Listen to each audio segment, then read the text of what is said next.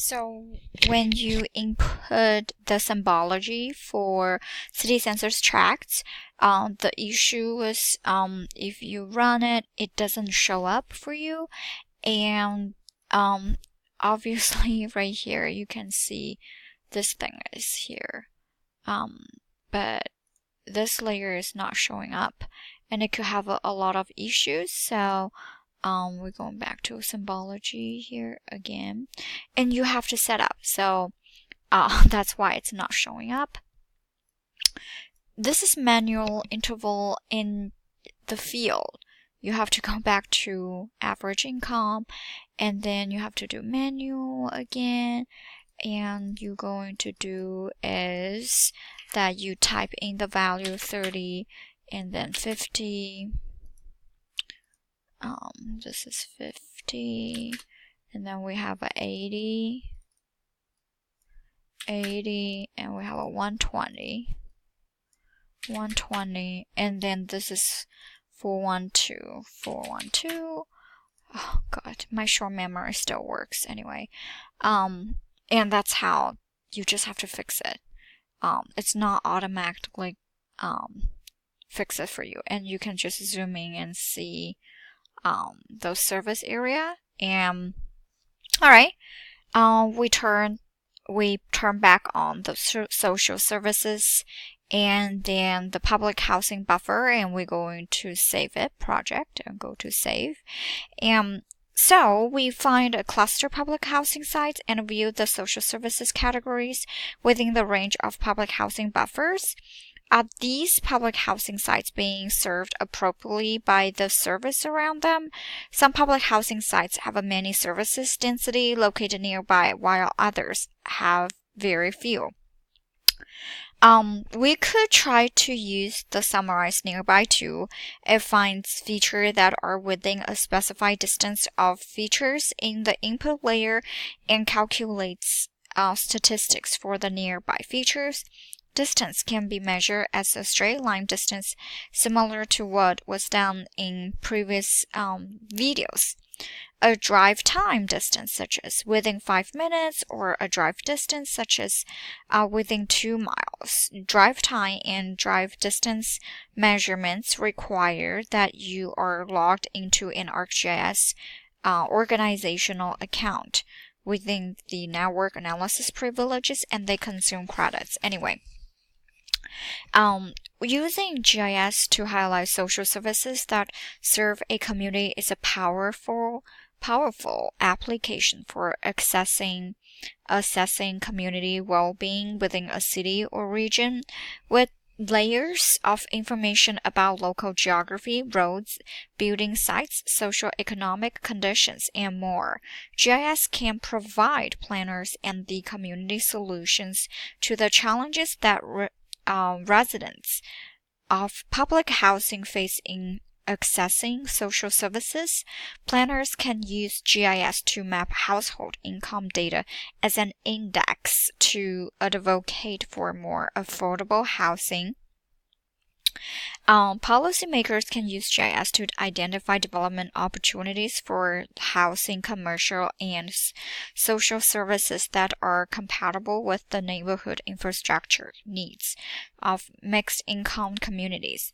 Although much research and analysis has been done, the effectiveness of social assistance and public housing continue to warrant further analysis. Anyway, we're going to jump into analyzing spatial and temporal patterns. The first one, we're going to the incidents of crime are either uniform or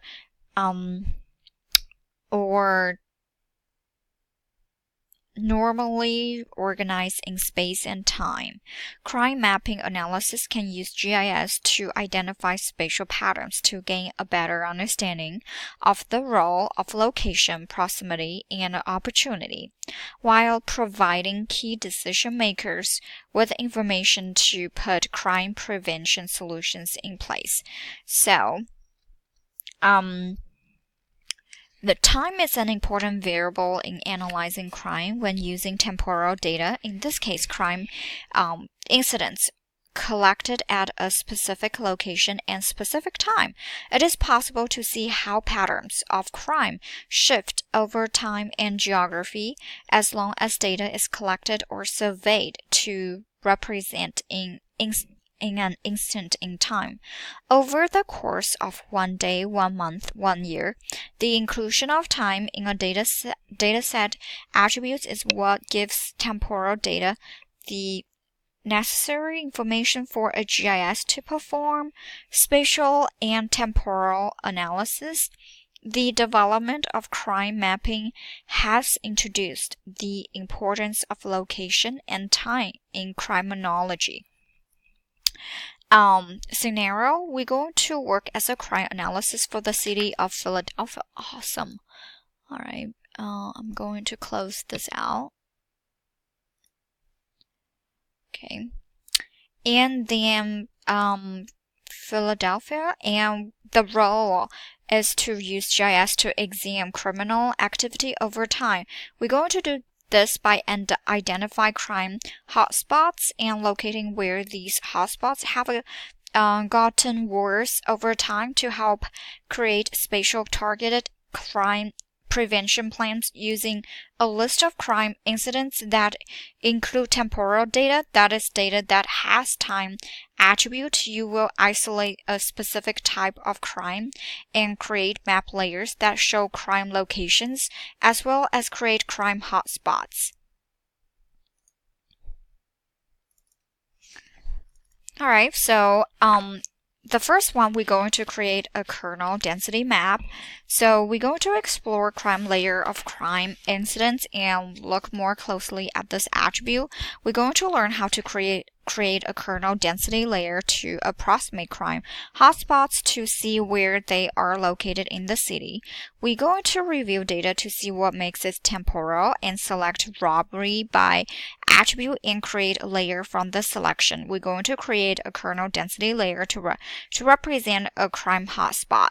So where is our crime incidents? It's right here, and we're going to open this project file. And then we're going to open the crime layer attribute data once it loaded. The crime layer contains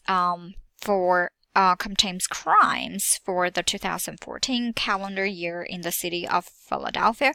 Wow, that's a lot.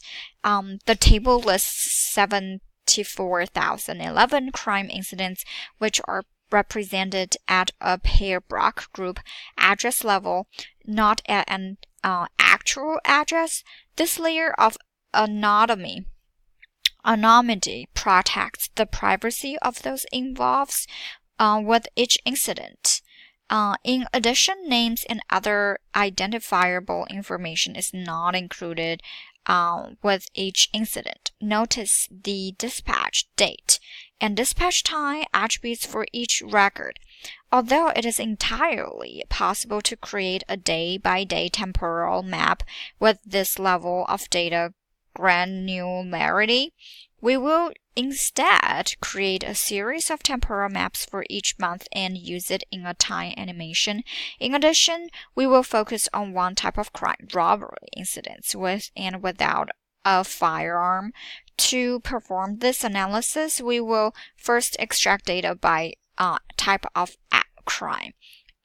Let's review this attribute data first, and the same. I don't like docked window. I like floating window better. Alright, and we can see details here as I previously just described, and we're going to close this attribute table, and then on the map tab we're going to do selection group and select by attribute. And in the geoprocessing pane, we're going to select crime from the layer name or table view drop down list. So what we're gonna do is oh my god. Okay. Crime and new selection. So we're gonna do is and crime new selection and expression, add a cross, and we will do crime equal to firearm, F. Where is F?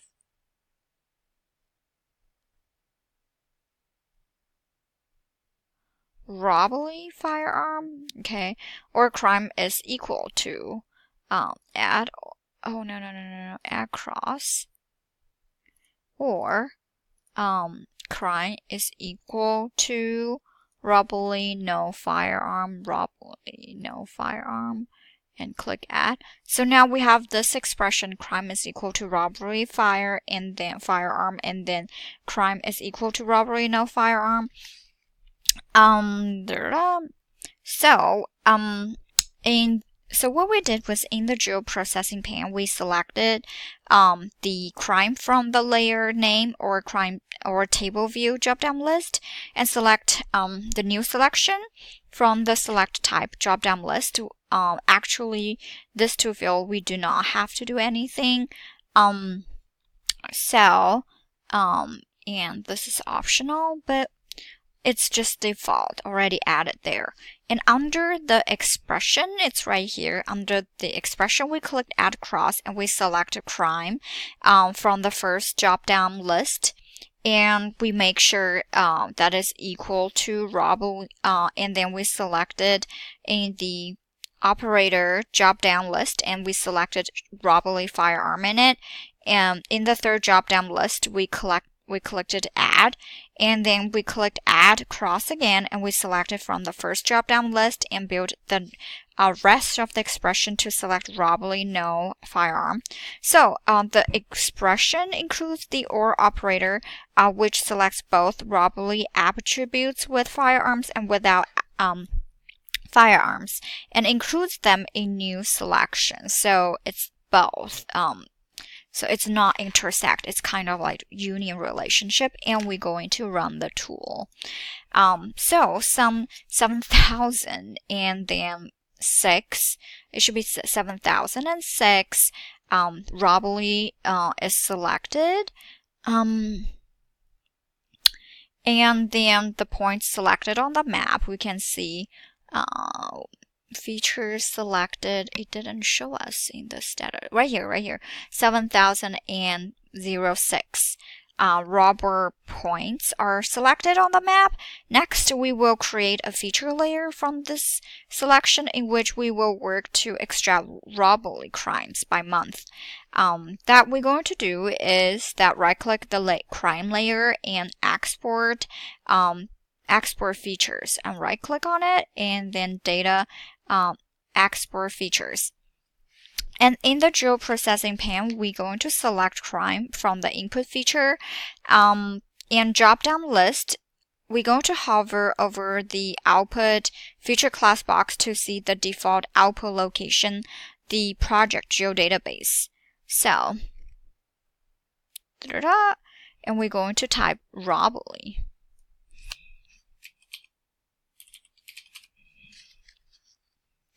And then we're going to run it. So for in this geoprocessing pane, we selected crime from the input feature drop-down list. Actually, it's selected for us. Hover over the output feature class box to see the default output location. So it's in my geodatabase. And then I changed the name into robbery, and we're going to run the tool. The robbery layer is now added to the map, and we can now select robbery by month. I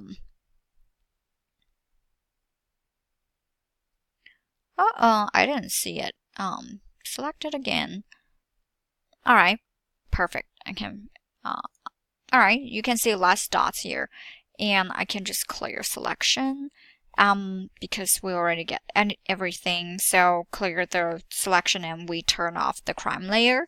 And we're going to create a selection by attribute, in which dispatch date is on or after January 1st, 2014, and dispatch date is on or before January 31st, 2004, and we will run the tool.